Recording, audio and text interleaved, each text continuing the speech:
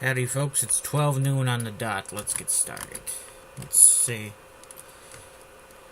I heard that one in a few copters have been lost already. And still more and more we're gonna be coming in. Maybe hammering more of those terrorist strongholds. Barrage of missiles. I thought of the escalating war in Kamja Klek. Last time we checked, there were thousands of young soldiers over there in combat roles. There are thousands of soldiers not in combat roles. Not yet in combat roles.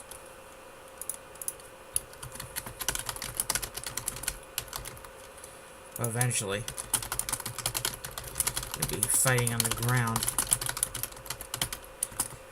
because the southern Nakans were not very good fighters compared to equal in this.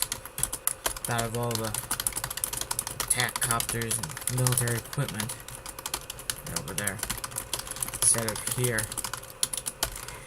to protect the capital.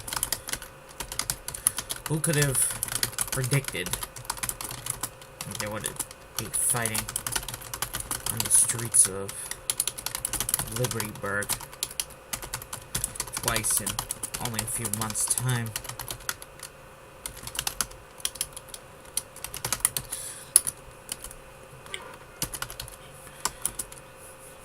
Like we'll go inside, close to Miss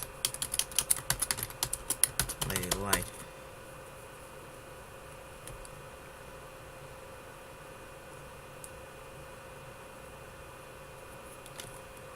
Over there, protecting the south.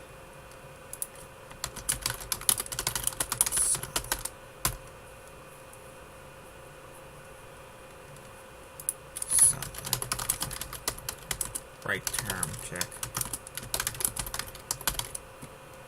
Close to Lady Light, who had mostly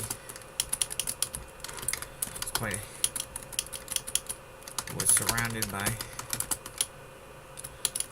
her bodyguards close at hand. They were ex-military men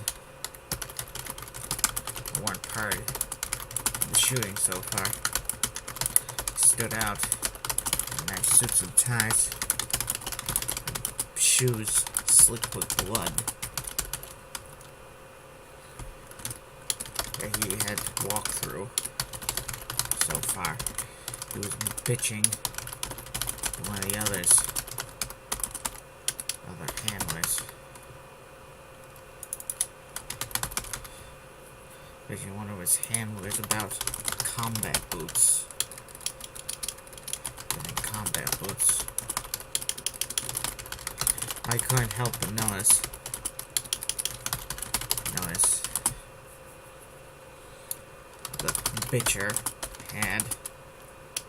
the bitching fellow had a blood-cap accent.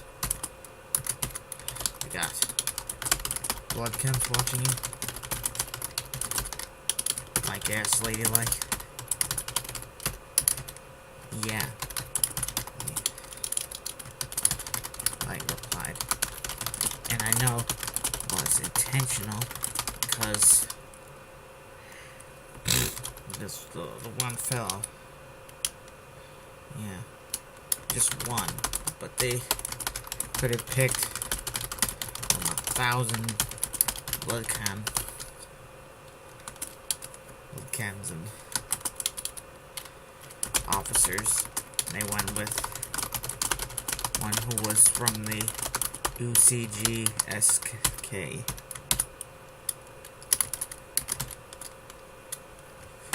Natum Gorilla Boy? I met him Gorilla Boy. I guess. Lady Light nodded. One is a hardcore denier of the Zeit genocide by the Kaiser, and he was part of a member of faction KK, the most radical and anti-Zeit branch of the UCGWSK, to the point where they were eventually announced and forced to leave that organization, the mother organization. Lady Light explained. Mike knew the rest of the story. KK became a terrorist group. Their own terrorist group. And they tried to seize control of a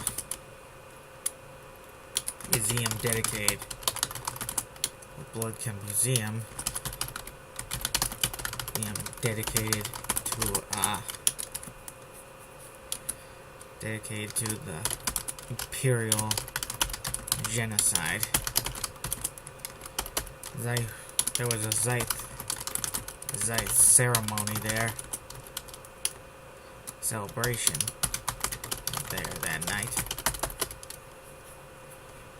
honoring survivors of the genocide. Many of the Zeit there were vets of the world wars, and were armed themselves for their own protection. After all, they were in the land of the genocide, land of the genociders. They were in the country orchestrated the worst crimes against their people in known history. When the KK gunmen tried to take over, the Zeit soldiers fought back and took most of them out. That was the commanders were captured, and that was the end of the KK.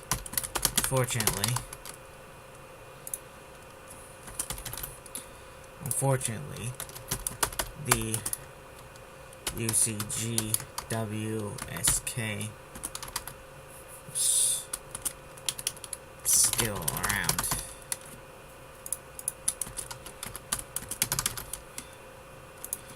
Mike was sure they had a few more nasty incidents in them to conduct. Then they disappear. A lot of other post-war terrorist groups. Damn terrorists.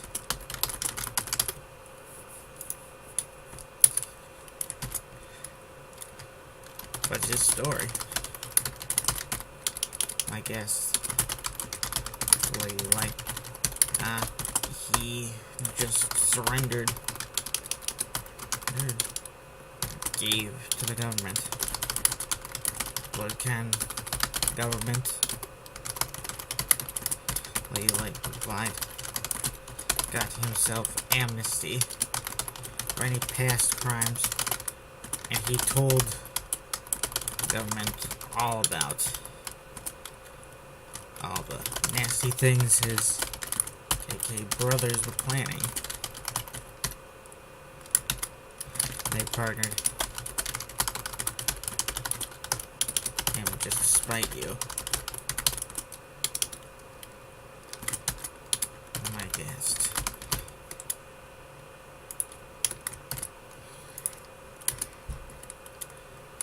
Lady Light smiled. The CIA can be a bit vindictive at times. Lady Light said. And they are apparently quite fond of needless drama. I've had words many times with my little KK friend. Right. The advance down the street was consistent in speed. National Guardsmen turned up in mass. The fighting had the air of a large mop-up operation. There were police as well, including SWAT men in full heavy armor. I know SWAT didn't exist until 1970, and this is 57, but you know, this is alternate history.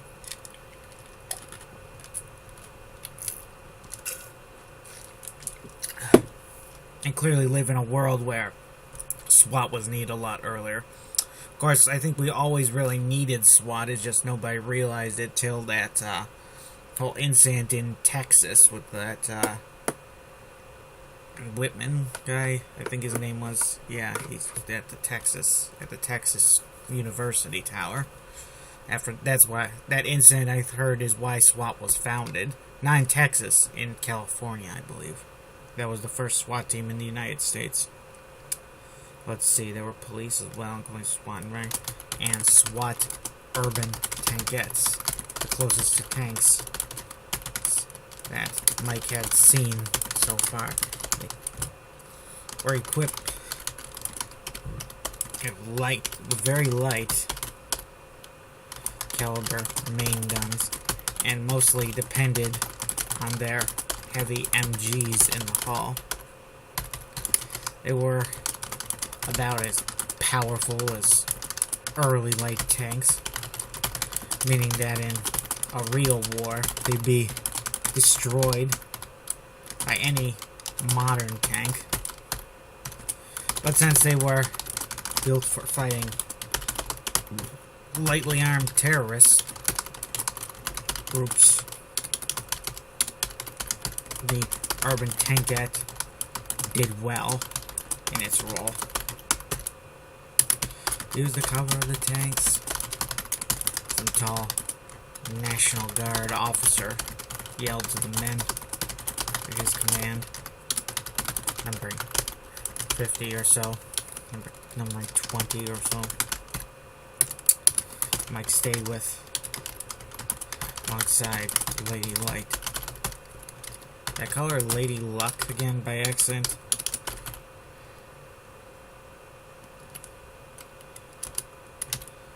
Why did they have to wear that helmet? I guess. Apparently it just... Lady shrugged unhappily. Apparently it monitors status. It's a big tracking device. Lady Luck. Damn it. Lady Light.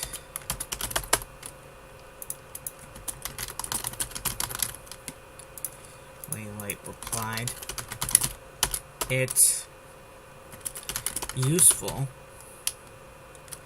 I think it's just a torture device. It's heavy, sweaty, and as unpleasant to wear as it looks. Yeah. And those handcuffs, too." I replied. Lady Light showed them off with a mock smile. Like it was a set of fancy jewelry. It's quite unpleasant, Lady Light admitted. And I told you earlier, I prefer fighting the nude as well. I think that'd be a bit distracting. Mike jeered. But maybe I could help you in the helmet handcuff department.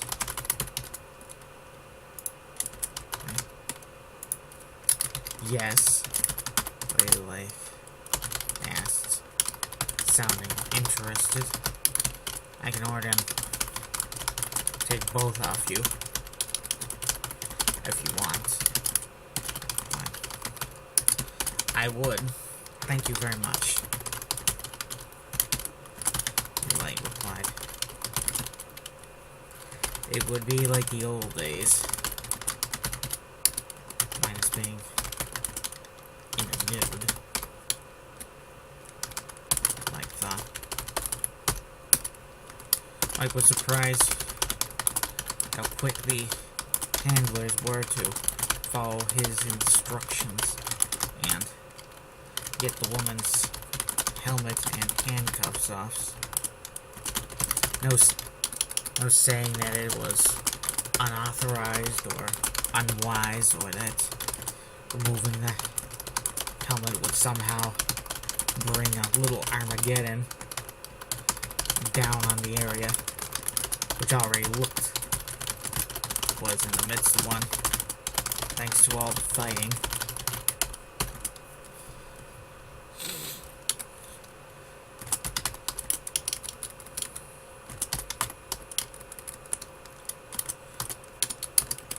Mike had the helmet and handcuffs put in some duffel bag that the handlers brought with them.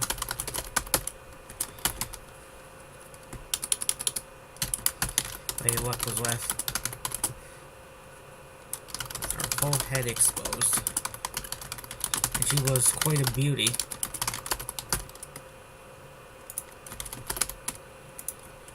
With her long,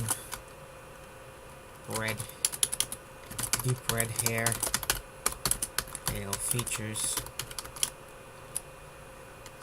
pale, well-sculpted features, luscious lips, and big, deep blue eyes. She was truly, though almost 30. She looked 20 at the oldest. Her hair being slightly messy, thanks to the helmet added to her beauty, making her look like some wild child from Wild Girl who grew up in some beast-filled forest.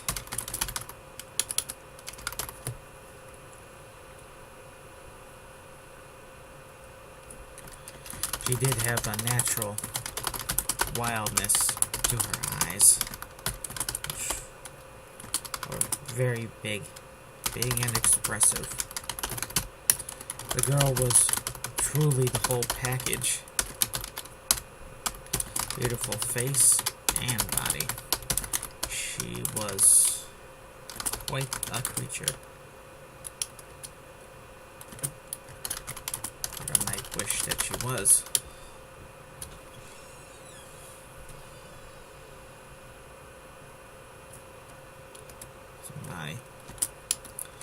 Mike Conlair.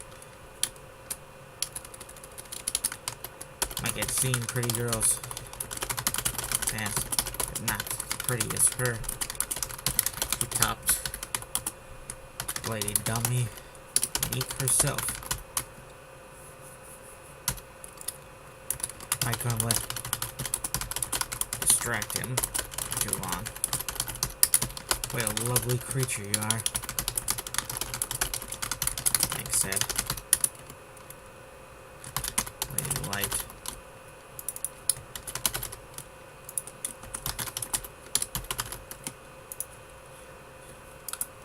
Not in agreement. I've mostly been treated like a creature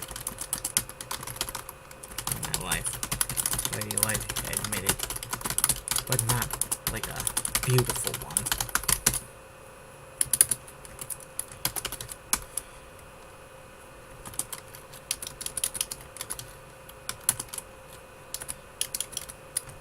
Minutes later, the grade armored. Several regular tanks finally entered the fray, dwarfing the tankettes in size and capacity. These were the latest Zetan Army type tanks. Alright, 20 minutes. Let's end here. Auf Wiedersehen.